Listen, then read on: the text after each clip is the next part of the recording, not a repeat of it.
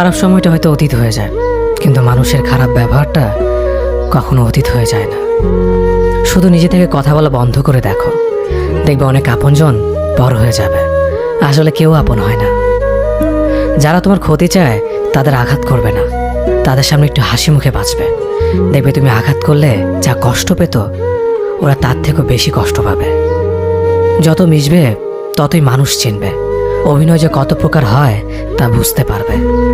সবাইকে তোমার সত্যতা জানানোর দরকার নেই, যে যা ভাবে তা নিয়ে সমালোচনা করতে দাও। বেঈমান মানুষগুলো কখনো অপরিচিত মানুষ হয় না, খুব কাছের মানুষগুলোই বেঈমান হয়। মানুষ চেনা শুরু করলে এমনিতেই বন্ধুর সংখ্যা কমে যাবে, এটাই বাস্তব। 3টি কথা মনে রাখবেন: যে তোমাকে সাহায্য করে তাকে কখনো ভুলে যেও না, যে তোমাকে ভালোবাসে তাকে কখনো ঘৃণা করো না, যে তোমাকে বিশ্বাস করে তাকে কখনো ঠকিও না।